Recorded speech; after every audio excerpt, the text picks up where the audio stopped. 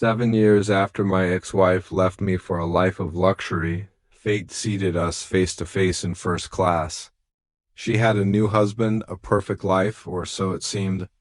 But by the end of that flight, the power had shifted, secrets were exposed, and the woman who once humiliated me would need my help to destroy the very man she replaced me with. A few months ago, I boarded a flight from Chicago to Los Angeles, a last-minute booking that somehow landed me in first class. I'm not the flashy type.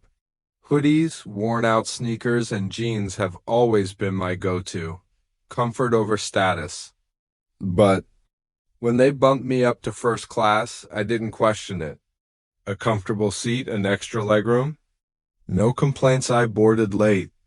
Most passengers were already settled in, scrolling through their phones or flipping through magazines. As I made my way down the aisle, a sharp, familiar laugh cut through the low hum of conversation. I hadn't heard that sound in years, but it hit me like a slap. Then came her voice. "Well, if it isn't the dropout guy." I froze. I knew that voice too well. Slowly, I turned. There she was, Claire. My ex-wife looked every bit the part of someone who had crafted her life into an image of perfection.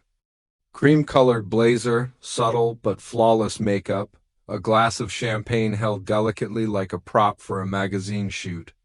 Her blonde hair was styled in those effortless waves that took hours to achieve sitting. Next to her was a man who looked like he had never stepped outside a Fortune 500 boardroom. Slick tailored suit, a silver watch that probably cost more than my first car, and a face trained in corporate smugness. Claire's eyes sparkled with amusement as she gestured toward me. "What are the odds?" she said, her tone dripping with mock surprise. I gave her a polite nod, keeping my tone neutral. "Hey, Claire," she wasn't done. "She never was. This is Daniel," she said, motioning to her companion. "My husband. He works in private equity. And Daniel, this is my ex-husband. He dropped out of college to start a tech company, and now he's flying coach. Or, well, I guess they finally let him sit with the grown-ups today." Her laugh was light, controlled, but every syllable was designed to sting. Daniel smiled, offered a curt nod, and I could see the calculation behind his eyes. He had already filed me under irrelevant. I didn't respond. I didn't need to. It had been nearly 7 years since Claire and I had parted ways, and I had spent every one of those years learning how not to let her voice crawl under my skin. Back then, I was a wreck, fresh out of college, or more accurately, fresh out of dropping out. I had been clawing at the edges of the startup world, chasing a dream that had no funding, no security, and no guarantee of survival. Claire had wanted stability, something concrete, something to show off. I wasn't that guy. At least, not then. I found my seat across the aisle from them. Close enough to hear, unfortunately. Claire made sure of that.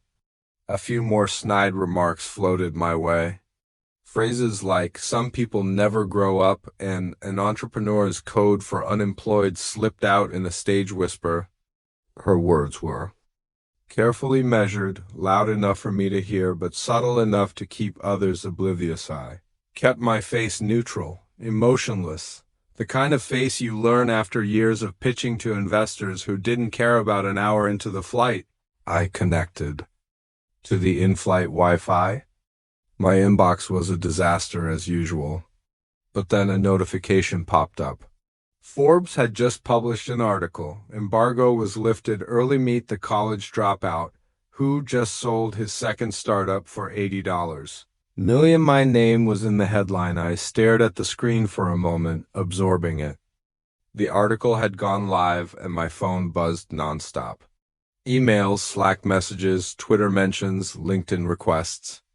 My digital world exploded in real time. Out of the corner of my eye, I saw Claire glance over, once, then again.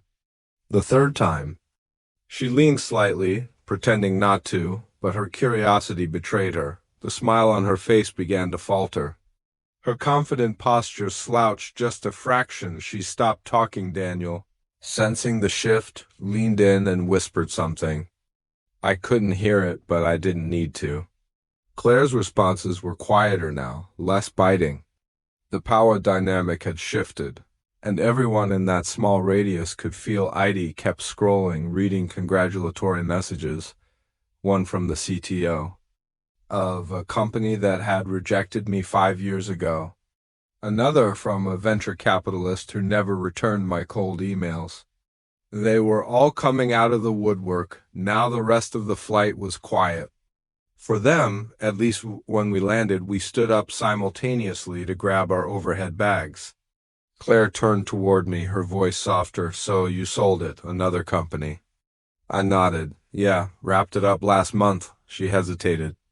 Maybe she wanted to apologize or offer a compliment laced with condescension, but the words never formed. Daniel extended his hand. Congratulations, man. That's impressive. We should grab coffee sometime. I've got a few investments in tech myself. I shook his hand, calm and firm. Sure, if I've got time. Then I walked out of the plane. Outside the terminal, a driver stood holding a sign with my name. It wasn't a show-off thing. This was just how I traveled now. Because I could. Claire and Daniel saw the sign as I approached. Claire's eyes widened just a little. That subtle shift was enough. I didn't look back. It wasn't about revenge. It wasn't about proving her wrong. But that moment, that small, quiet moment, felt damn good. The California sun hit my face as I exited the terminal. I wasn't thinking about Claire or Daniel anymore. I was thinking about what came next. But fate, as always, had other plans. The next morning, as I sipped my coffee on the balcony of my hotel suite, my phone buzzed. Unknown number. I let it ring out. A minute later, a text appeared. Hey, it's Claire. Can we talk? I stared at the message. The last time she texted me was to let me know she was changing her last name back. I didn't respond right away. 10 minutes passed. Then another buzz. It's about something important. Please, Curiosity 1. I sent back a simple message. I have 20 minutes. Hotel lobby, 11 a.m. She was already waiting when I arrived. The polished image was intact, but up close, there was a flicker of unease in her eyes. I know this is weird, she started. But I need your help. I raised an eyebrow. Help? From a college dropout? Her lips pressed into a thin line. Look, I deserve that, but this isn't about the past. It's about Daniel. I gestured to a nearby chair, and we sat. Claire leaned in, lowering her voice. Daniel's not who you think he is. The private equity firm he claims to work for? It's a front. He's been moving investor funds into shell companies. Laundering money, I found out by accident. Her hands were trembling now.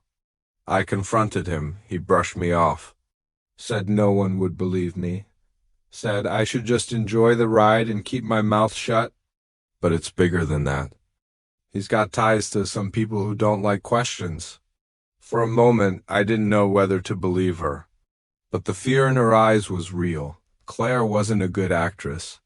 Not when it came to fear. Why come to me? I asked, because you're the only person I know who's stubborn enough to actually do something, and you're not afraid of him. I sighed. I didn't owe her anything. But if what she said was true, this wasn't just personal drama. It was a time bomb. I need details, I said. Everything you have. Over the next hour, she laid it all out. The accounts, the fake companies, the meetings she wasn't supposed to overhear. It was meticulous. Claire had always been meticulous. I spent the next 48 hours assembling a plan. Through a few calls and favors, I managed to connect with a journalist from the Wall Street Journal, someone who'd been circling Daniel's firm for months, sniffing out inconsistencies. With Claire's information, the puzzle pieces finally snapped into place. The story broke a week later. Front page. Daniel's empire unraveled publicly. The CK launched an investigation. His investors, blindsided and furious, turned on him overnight. He was arrested attempting to board a flight out of the country. Claire's name was kept out of the story. She wanted no spotlight. She just wanted out. We met one last time after it was all over. I didn't know who else to trust, she said. Quietly, I nodded. You still owe me coffee. She smiled, the first genuine smile I'd seen from her in years, but we both knew we weren't meant to rekindle anything. Some people are chapters, not endings. As I walked away, my phone buzzed again. Another congratulatory message, another opportunity. This time I smiled. Not because of Claire, not because of Daniel, but because I had finally learned something invaluable. Success is the best silence. It doesn't need an announcement, and in silence, the echoes are loudest.